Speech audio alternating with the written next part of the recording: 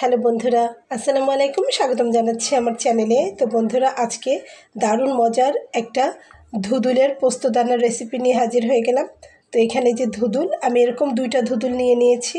তো এরকম অবস্থাতে আমি এটাকে ধুয়ে নিয়েছি, তারপরে ছিলে একটু মোটা মোটা করে কেটে নেব। বন্ধুরা, যে দেখুন এখানে আমি ধুদুলগুলোকে কেটে নিয়েছি, এরকম ঠিক মোটা মোটা করে আমি কেটে নিয়েছি। এটা অনায়াসেই সিদ্ধ হয়ে যাবে। আর পোস্তদানা দিয়ে এই রেসিপিটি দারুণ মজাদার। তো যারা নিরামিষ খেতে ভীষণ পছন্দ করে, সবজি খেতে ভীষণ ভালোবাসে, তো তাদের জন্য এই রেসিপিটি। এবং এই রেসিপিটি কিন্তু সাদা ভাত দিয়ে, পোলাও ভাত দিয়ে, রুটি, পরোটা, লুচি যা কিছু দিয়ে পরিবেশন করতে পারবে। দারুণ মজার খেতে। তো এটা তৈরি করতে যা যা মশলা লাগবে দেখিয়ে দিচ্ছি বন্ধুরা, চলুন। এটাকে একটু সাইডে সরিয়ে রাখছি। এখানে আমি একটা পাত্র নিয়ে নিয়েছি, আর তাতে আমি এখন দিয়ে নেব 1 চা চামচ পরিমাণ পোস্তদানা। দানাটার ভিতরে আমি এখানে দিয়ে নিচ্ছি গোটা জিরা। আপনারা চাইলে এখানে কিন্তু সরিষাও একটু অ্যাড করে নিতে পারেন, সেটাতেও দারুণ লাগবে খেতে।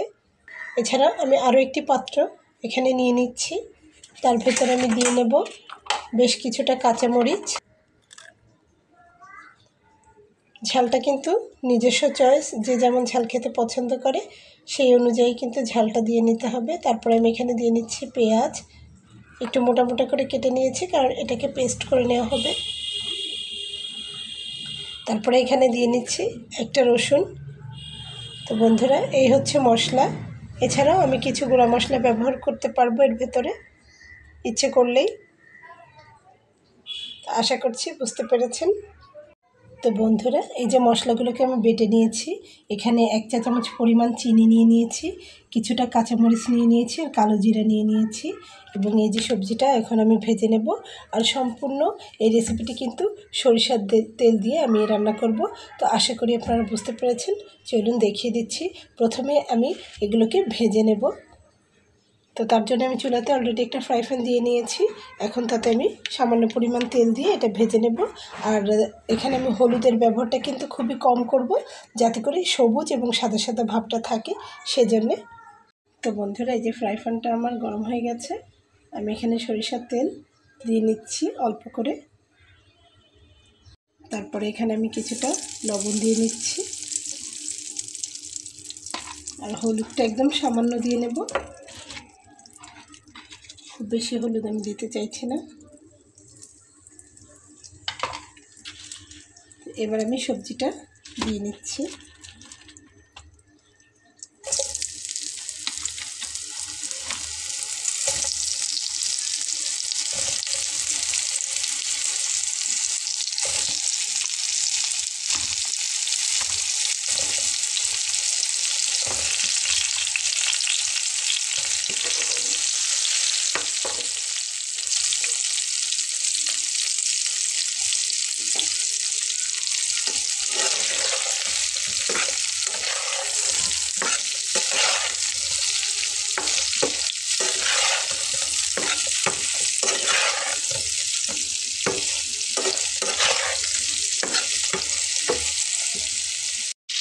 তো বন্ধুরা, আমার কিন্তু ভেজে নেওয়া হয়ে যাচ্ছে। তো আমি এভাবে এক সাইডে রেখে দিয়েছি, তেলটা যেন এক্সট্রা ঝরে যায়।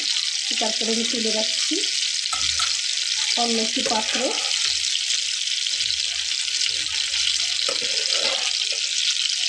ভেজে নিতে নিতে এটা কিন্তু অনেকটা সিদ্ধ হয়ে যাচ্ছে।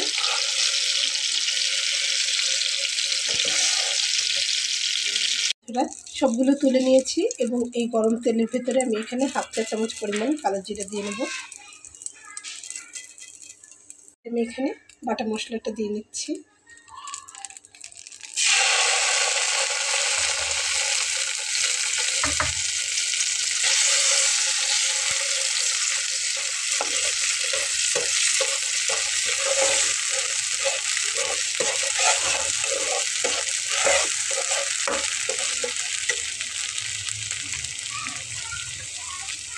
আমি এখানে একটু হলুদ দিয়ে দিচ্ছি।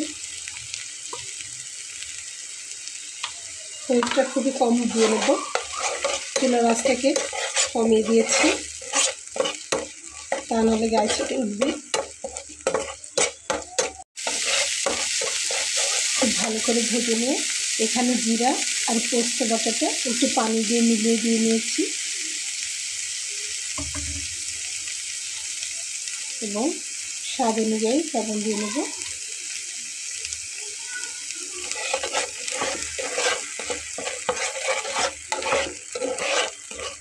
তো বন্ধুরা আমি এখানে আর হলুদ ব্যবহার করব না।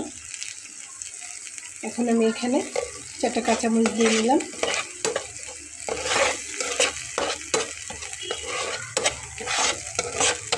তো এই কালারটাকে আমি ধরে রাখবো, আমি আর বেশি হলুদ দেবো না। এখানে মশলাটাকে একটু কষিয়ে নেব। মশলাটা কিন্তু একদম ভাজা ভাজা হয়ে গেছে। এখন আমি এখানে একটু পানি দিয়ে নেব। বন্ধুরা পানিটা দিয়ে খুব ভালো করে মশলাটাকে মিলিয়ে দিয়ে জাল করে নিতে হবে। তো খুব ভালো ফুটে উঠলেই কিন্তু এই যে আগে থেকে ভেজে রাখা আমি দিয়ে নেব।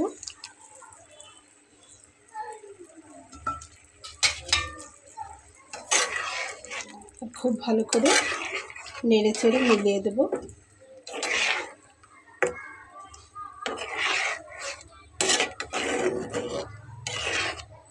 এখানে আমি যে পানিটা দিয়েছি এই পানিতেই কিন্তু সুন্দর মতো এটা রান্না হয়ে যাবে।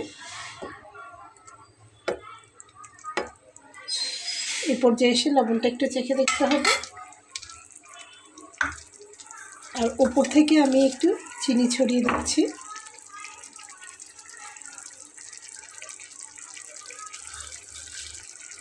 তো অবশ্যই একটু চিনি ছড়িয়ে দেবেন, তাহলে কিন্তু স্বাদটা আরও বেশি সুন্দর হয়ে আসবে। রান্নাটা কিন্তু কমপ্লিট হয়ে গেছে। আমি এখন নামিয়ে ফেলবো, দিয়ে আমি প্লেটিং করে নেব। আশা করছি আপনাদের ভালো লেগেছে। তো দেখিয়ে দিচ্ছি। চুলাটাকে আমি বন্ধ করে দিলাম। দেখুন এরকম একটু মাখা মাখা ঝোলটা থাকবে। বন্ধুরা দেখুন আমি এটাকে প্লেটিং করে নিয়েছি। তো এরকম একটি নর্মাল সবজি দিয়ে যদি এত মজার নিরামিষ তৈরি করে নেওয়া যায় তাহলে সবাই আপনার রান্নার ফ্যান হয়ে যাবে। বন্ধুরা আপনার হাজব্যান্ডের লাঞ্চ বক্সে যদি এরকম একটা রেসিপি থাকে তাহলে সেও আপনার প্রেমে পড়ে যাবে। তো আশা করছি রেসিপিটি আপনাদের ভালো লেগেছে। বন্ধুরা রেসিপিটি যদি ভালো লেগে থাকে তাহলে আমার এই ছোটো চ্যানেলটিকে সাবস্ক্রাইব করে সঙ্গে থেকে যাবেন। দেখা হবে পরবর্তীতে নতুন কোনো রেসিপি নিয়ে। সেই পর্যন্ত সবাই ভালো থাকবেন। আল্লাহ হাফেজ।